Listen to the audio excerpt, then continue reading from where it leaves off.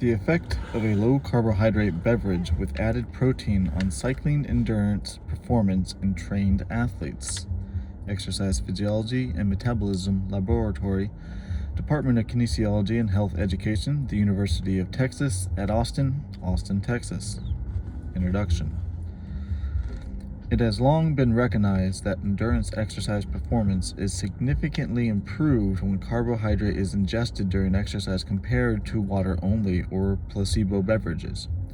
Several recent investigations have reported significant improvement in endurance exercise performance when a carbohydrate-protein (CHO-PRO) beverage is ingested during exercise compared to a carbohydrate-only (CHO) beverage. The added amount of protein is typically 25 to 30% of the total energy content of the beverage, yet it appears to produce performance benefits beyond that of the traditional carbohydrate-only beverage and reduce muscle damage. However, many athletes and recreational exercisers desire a low carbohydrate, lower caloric content alternative when maintaining or reducing body weight, which is a goal in addition to improving fitness and endurance. Previous work in our laboratory demonstrated that a lower CHO beverage with added protein was an effective in extending time to exhaustion (TTE) as higher carbohydrate and higher caloric beverages. Martinez Lagunas et al. Recently compared the effects of a 4.5% CHO plus 1.15% PRO and a 3% CHO plus 0.75% PRO beverage to a traditional 6% CHO beverage and found that there was no difference in the times to exhaustion between the treatments. This suggests that the efficacy of the supplements was maintained despite the reduction in total CHO and total energy content, with the substitution of a small amount of protein. Based on these findings, we sought to determine if a lower CHO, lower calorie beverage containing a moderate amount of protein would be optimized using a mixture of CHO sources, glucose, dextrose, maltodextrin, and fructose, rather than a single CHO dextrose. Previous investigation have shown that maximal rate of exogenous carbohydrate use is about 1.0 through 1.1 grams per minute when a single carbohydrate source, dextrose, is ingested. But when multiple carbohydrate types, dextrose and fructose, were ingested, this rate can be increased significantly. Furthermore, Kurel and Juckendrup demonstrated an 8% improvement in time to complete a subsequent time trial when a mixture of glucose and fructose was ingested during a previous bout of prolonged exercise compared to glucose only.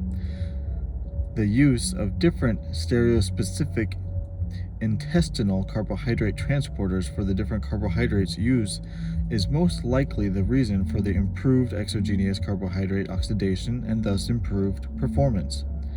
Therefore, the purpose of the present study was a. To assess the efficacy of a supplement containing a mixture of carbohydrates, dextrose, maltodextrose, and fructose, yet a lower total carbohydrate content and a moderate amount of protein, MCP, 3% CHO, 1.2% PRO, in extending TTE, and B. To determine if muscle damage would be reduced by the protein-containing supplement.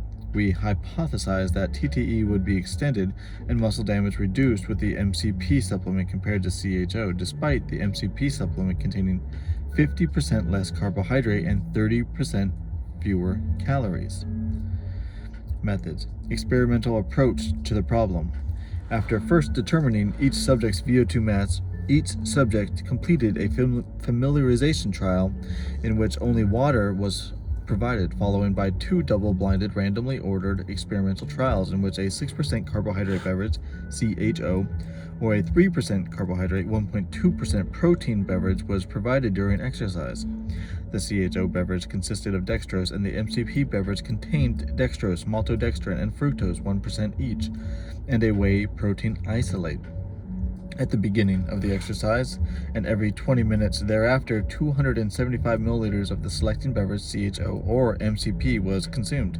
The subjects performed each trial in a room of around 21 degrees Celsius at the same time of day and the same day of the week over a 3-week period. Human Performance Laboratories LLC, Austin, Texas, USA, provided the beverages in powder form and were mixed in the laboratory to be concentrations specified above. The energy of the macronutrient content of the beverages are shown in Table 1.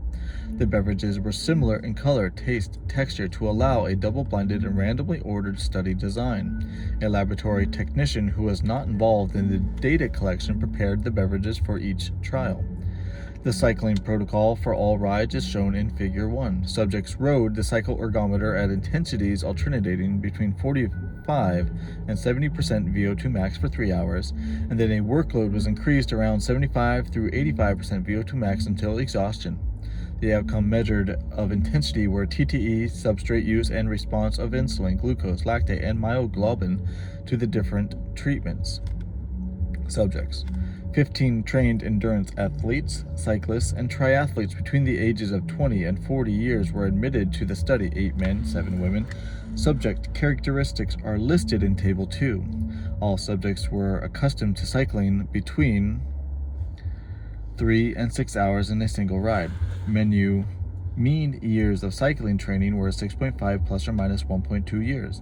Written informed consent was obtained from each subject, and the study was approved by the University of Texas at Austin Institutional Review Board. Each subject served as his or her own control and performed the same protocol as shown in Figure 1 for each treatment. Procedures: preliminary testing. Before beginning the 2 experimental trials, subjects reported to the laboratory for determination of their VO2 max. The VO2 max tests and all experimental trials were performed over the same ergometer. Velotron Dynafit Pro Racemate, Seattle, Washington, USA. The protocol for establishing VO2 max consisted of a 4-minute warm-up, then 2-minute stages between at 200 watts for men and 130 watts for women.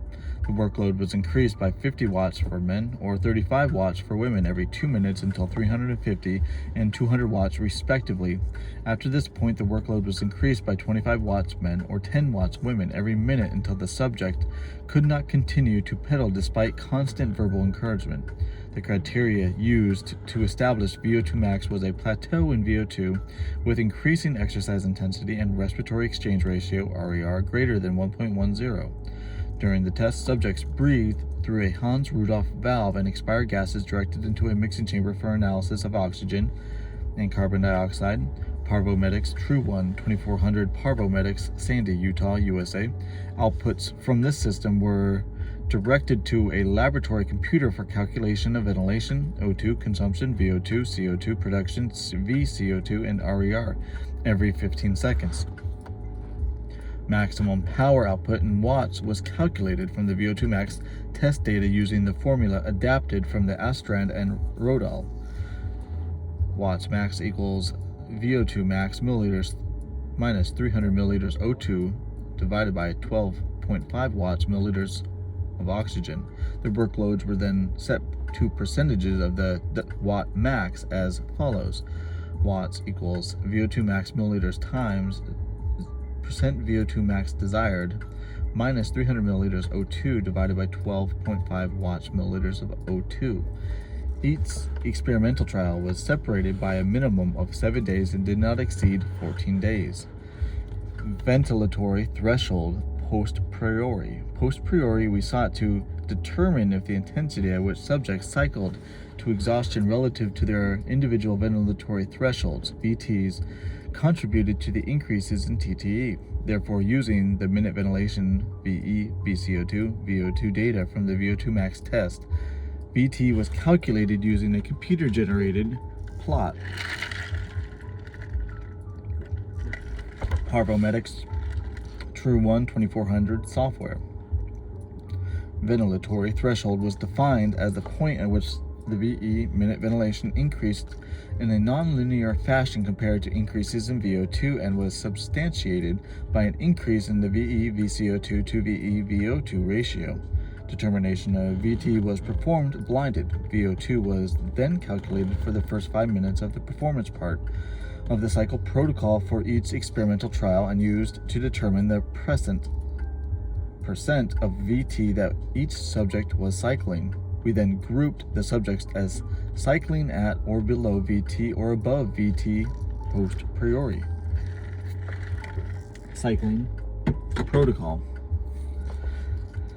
3 to 5 days after the VO2 max test, the subjects again reported to the laboratory to perform a familiarization ride, which also allowed verification and subsequent adjustment of the calculated workloads for the experimental trials. The familiarization ride followed exactly the same protocol as the experimental rides, except that no blood samples were collected and only water was provided every 20 minutes. The protocol is shown in Figure 1. The first 30 minutes of the protocol was at low intensity, 45% VO2 max. For the next 1.5 hours, the intensity alternated every 8 minutes between 45 and 70% VO2 max. From about 2 hours to 3, the intensity continued to alternate between 45 and 70% VO2 max, but did so every 3 minutes. After the 3-hour time point, the intensity increased to between 74 and 85% of the VO2 max exhaustion protocol, and this marked the start of the TTE determination. Subjects were encouraged to ride as long as possible while maintaining a pedaling cadence of 80 to 90 revolutions per minute (RPM). When they could no longer maintain a pedaling cadence of 60 RPM, despite constant verbal encouragement, they were asked to stop, and TTE was recorded as seconds beyond the 3-hour point. Constant verbal encouragement was given to the subjects during each trial, and the same investigators were present during all trials for each subject. So the encouragement was consistent across all trials. In addition, subjects were not aware of how long they rode each time, because all timing devices were removed from their line of sight or covered. For all trials, the subjects arrived at the laboratory after an overnight 12-hour fast, during which they were allowed to consume only water. Upon arrival, body weight was obtained, and a heart rate monitor, polar beat, polar electro-Finland, was secured in place around the subject's chest. For the 2 experimental trials, a catheter filled with 3-way stopcock and extended with a catheter extended was inserted into the antecubital vein and taped in place. A resting blood sample was taken as described below, and then the subject was given the first dose of supplement to drink. After consuming the 275 milliliters of beverage, the subjects mounted the ergometer and the cycling protocol begins. Supplement 250 milliliters were provided every 20 minutes for the duration of the ride. If the subjects were able to ride longer than 40 minutes during the exhaustion portion of the protocol, 40 minutes beyond the 3-hour ride, and felt too full to continue to drink the entire amount of the supplement provided, each time they were asked to consume as much as they felt comfortable ingesting. During the exercise trials, the laboratory temperature was maintained at 21 Celsius, and a fan was directed towards the subjects to reduce thermal stress.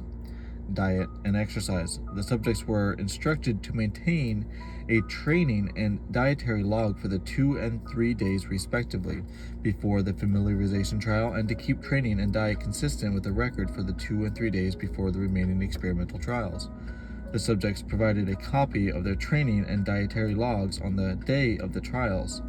An investigator reviewed and verified the entries in the logs with the subjects at each session to verify the compliance with the previous logs was attained. The data from the logs were entered into the NutriBase Clinical Nutrition Manager 7.17 CyberSoft Incorporated, Phoenix, Arizona, USA for nutritional analysis and compliance verification. All subjects complied with the diet and exercise requirements. Diets were not standardized across all subjects because each subject served as his or her own control.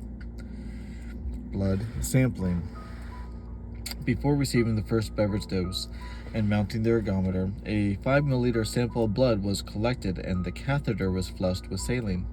5 milliliters was drawn at 3 additional time points at 118 minutes of exercise, at 177 minutes of exercise, and immediately after exercise ceased because of exhaustion. Saline flush occurred every 10 to 15 minutes during the entire protocol.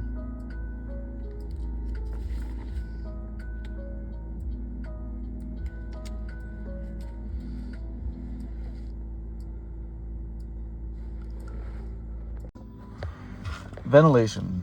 VO2 respiratory exchange ratio, heart rate, and ratings of perceived exertion. Ventilation, VO2, CO2 produced, and RER were recorded using the same Pavro Medix True 1 2400 system that was used during the VO2 max test and familiarization trial. The system was calibrated immediately before each trial using medical grade gases of known concentrations and a 3.0 liter calibration syringe. Collections were made at the 4 time points, 10 to 15 minutes, low intensity 46 through 51 minutes, high intensity 130 through 136 minutes, low and high intensity 3 minutes each. And for the first 5 minutes of the exhaustion portion, with the exception of the 130 to 136 minute collection, respiratory gases were collected for 5 minutes using 15-second sampling, and only the last 1.5 minutes of each collection were used to determine steady-state VO2 and RER. For the 130 through 136 minute collection, 3 minutes of low intensity and 3 minutes of high intensity, the last minute of each interval was used. Heart rate, HR, was recorded at the beginning of the exercise and every 10 to 15 minutes of exercise. Subjective ratings of perceived exertion, RPEs, on a Borg scale ranging from 6 to 20 were obtained during exercise at the same time points as HR. Substrate use. Determination of substrate, carbohydrate, and fat. Oxidation rates were made from VO2, VCO2, and RER values using the 5 collection times as described above during the experimental rides according to the method of Freyne. Biochemical analysis of plasma metabolites. Each 5 milliliter blood sample taken during the protocol was anticoagulated with 0.3 milliliters of ethylene-dinametacetic acid, EDTA. Whoa. Ethyl-diaminatetracetic. Whoa. EDTA.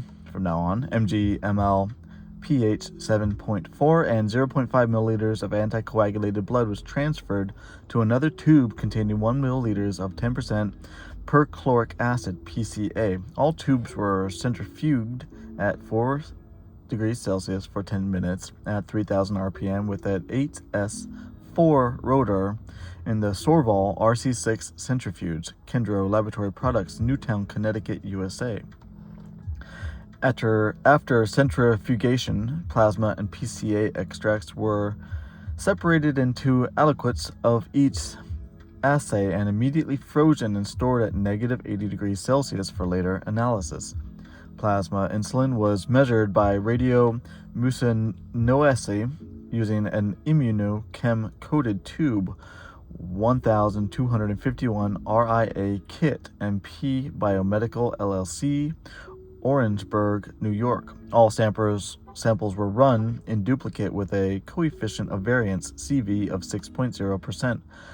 Plasma myoglobin concentrations were determined by solid-phase enzyme-linked immunoneurosobin assay, Biocheck Inc., Foster City, USA, California, and were run in duplicate with a CV of 5.4%. Blood lactate was determined from the PCA extract by enzymatic spectrophotometric analysis based on the oxidation of lactate to pyruvate by nicotinamide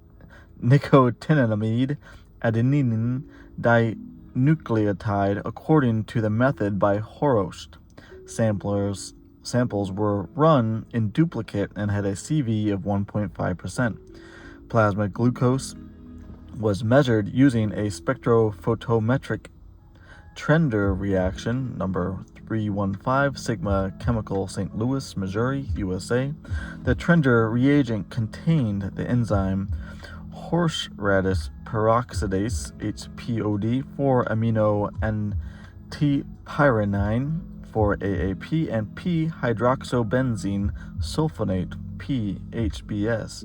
Glucose was oxidized to D-gluconate by glucose oxidase with production of an equal amount of hydrogen peroxide coupled by hydrogen peroxide, 4-AAP, and PHBS were oxidized by HPOD and formed quinonamine dye, intensely colored in red. The absorbance of the reaction solution was measured using a spectrophotometer, Beckman DU640, Beckman Coulter Incorporated, Fullerton, California, USA, at a wavelength of 5 nanometers. The intensity of the color in the reaction solution was proportional to the concentration of glucose in the plasma sample. Samples for this assay were also run in duplicate with a CV of 3.7%. Statistical analysis. The data were analyzed using a greater lineal model for repeated measures. Time to fatigue was analyzed using a one-way analysis of variance. ANOVA. All of the other variables that included multiple measures per trial were analyzed using a two-way ANOVA treatment over time. Post-hoc analysis was performed when significance was found using Fisher's least square difference. The levels of significance for all analysis was set at p is less than or equal to 0.05. All data are expressed as mean plus or minus SEAM SPSS version 6.0 statistical software. SPSS Incorporated, Chicago, Illinois, USA, was used for all statistical analysis. Results.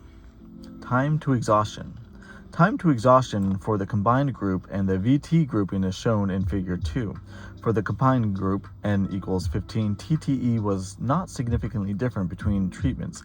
MCP 31.06 plus or minus 5.76 versus CHO 26.03 plus or minus 4.27. P is equal to 0.064. However, for subjects cycling at or below VT, N equals 8, TTE in MCP was significantly greater than CHO, 45.64 plus or minus 7.38 versus 35.47 plus or minus 5.94 minutes. P is equal to 0.006. There were no significant differences in TTE for the above VT group, N7, CHO 15.25 plus or minus 2.83 versus MCP 14.39 plus or minus 2.50 minutes. P is equal to 8. Blood and plasma analysis. Blood samples were analyzed for plasma insulin, plasma glucose, and blood lactate, and plasma myoglobin. No significant overall treatment differences in plasma insulin levels were found among treatments. See Figure 3. However, a significant treatment by time difference was observed at 177 minutes, with plasma insulin higher in CHO than the MCP.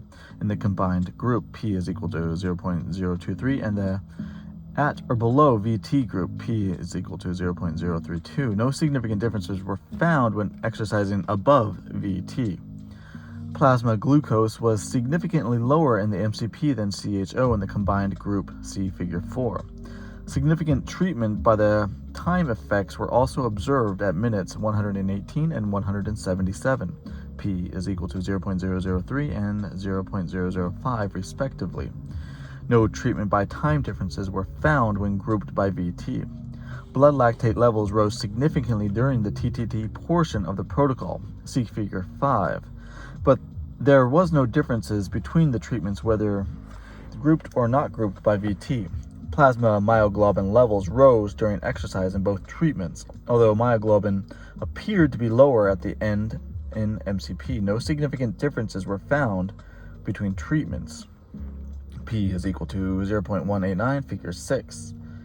A similar non-significant trend was found in the group exercising above VT. Ratings and perceived exertion and heart rate. Although RPE and HR values were recorded at the beginning of exercise and every 10 to 15 minutes of exercise, 3 time points during low-intensity intervals, 90, 130, 161 minutes, 2 time points during high-intensity intervals, 115 and 159 minutes, and 1 time point during the TTE protocol, 184 minutes, were chosen for analysis. Values are shown in Table 3. There were no significant differences for RPE or HR between treatments regardless of VT grouping. Substrate use. There was no significant treatment differences in either carbohydrate oxidation rates or fat oxidation rates, grams per minute, between MCP and CHO. whether grouped or not grouped by VT.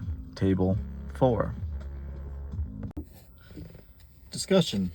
The primary objective of the present study was to compare the effects of a beverage containing a lower total amount yet multiple types of carbohydrates and a moderate amount of protein, 3% CHO, 1.2% PRO, with a traditional 6% carbohydrate beverage on the TTE during prolonged endurance exercise. The most important finding of this investigation was that TTE was significantly greater in the treatment that contained fewer calories, lower carbohydrates, and a moderate amount of protein, MCP, compared to the higher carbohydrate-containing beverage, CHO, when exercising at VT or about 2% below VT, MCP 45.64 plus or minus 7.38 versus CHO 35.47 plus or minus 5.94 minutes. P is equal to 0.006. This represents a 28% improvement in TTE in the MCP treatment in the combined group of 15 subjects. TTE in MCP was greater than in CHO by 19.3%, 31.06 plus or minus 5.76 versus 26.03 plus or minus 4.27. P is equal to 0.064. Although it did not reach statistical significance when exercising above VT by 5 through 7%, there was no difference in TTE between treatments. 15.25 plus or minus 2.83 versus MCP 14.39 plus or minus 2.5 minutes. P is equal to 0.8.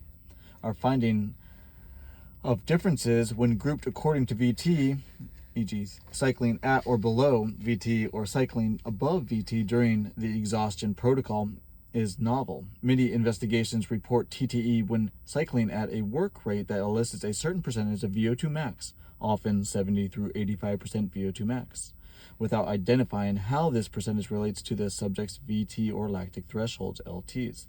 Recently, other investigators have pointed out that the relative intensity at which individuals are exercising could be a factor in determining efficacy of CHO and CHO-PRO supplements.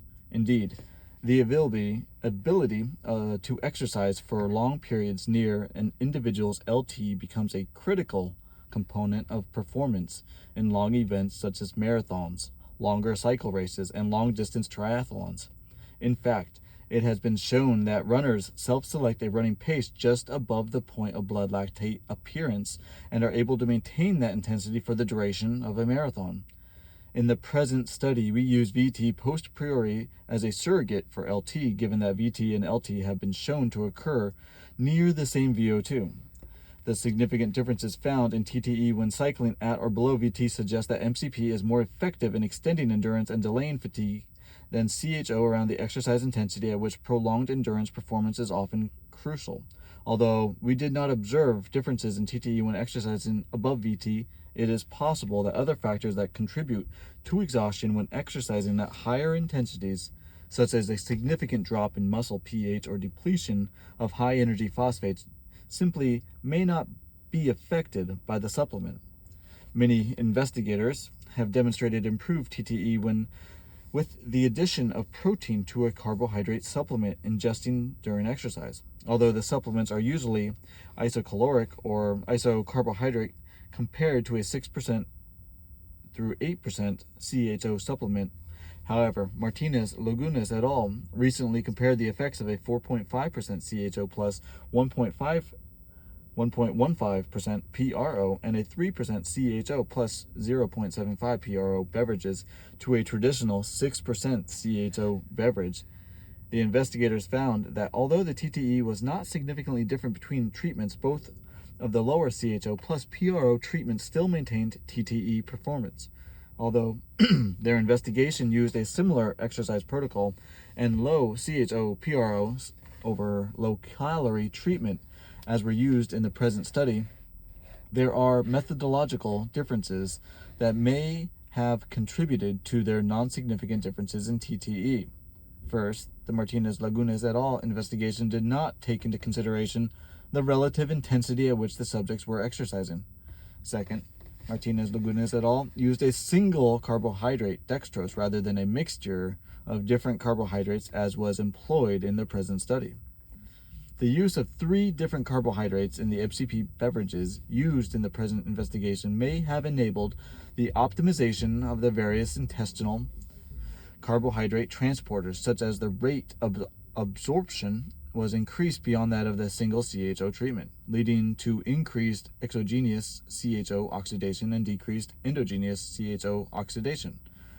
Several previous investigations have demonstrated that, compared to a single CHO supplement, supplements containing mixtures of carbohydrates can increase exogenous CHO oxidation, decrease endogenous CHO oxidation, and improve cycling exercise performance. Recently, Curl and Jukendrup compared the effects of a CHO mixture to a single CHO supplement on cycling performance. Subjects cycled for 120 minutes at 55% watt max while ingesting a glucose-only supplement, an isocaloric glucose plus fructose supplement, or water, followed by a time trial in which the subjects had to complete a set amount of work as quickly as possible. Ingestion of the glucose plus fructose supplement resulted in an 8% faster time trial compared to glucose only and 19% faster than water. Total CHO oxidation was not different between the CHO treatments, and the investigators concluded that ingestion of CHO mixture likely led to a sparing of endogenous CHO stores, because glucose plus fructose has been shown to have greater exogenous CHO oxidation than glucose only. Taken together, these findings suggest that the sparing of endogenous CHO may be a key mechanism that resulted in the TTE improvements reported here. Others, however, have failed to show that CHO-PRO supplements during exercise spares endogenous fuel supplies by decreasing muscle glycogen use or depletion of Krebs cycle intermediates. Kermick et al. Found no difference in muscle glycogen use or in the levels of Krebs cycle intermediates when trained men ingested 6% CHO or 6 plus 2% PRO during 90 minutes of cycling at 69% VO2 peak. It should be noted, however, that the investigators used a single carbohydrate in both treatments rather than a mixture of carbohydrates as was used in the present study. It is possible that using a mixture of carbohydrates in a CHO-PRO supplement could demonstrate a positive effect in the levels of muscle glycogen use and the Krebs cycle intermediates compared to a supplement containing a single carbohydrate with added protein, although we did not measure these parameters in the present study.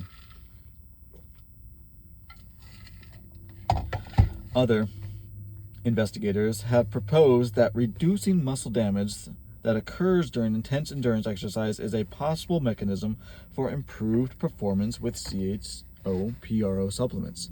Saunders et al. Have demonstrated significant improvements in TTE concomitant with significant reductions in markers of muscle damage when compared CHO-PRO supplements to CHO-only supplements. Others have used a resistance exercise model to demonstrate a significant reduction in myoglobin levels 6 hours after strenuous resistance exercise bout when subjects ingested a CHO-PRO beverage compared to a placebo supplement. However, other recent investigations have demonstrated significant reductions in muscle damage without differences in TTE. In the present investigation, however, we did not demonstrate a statistically significant reduction in myoglobin. Myoglobin was selected as our muscle damage marker of choice because it is a small molecule that leaks from the skeletal muscle cell early on during exercise when damage occurs, peaking about 1 hour after exercise.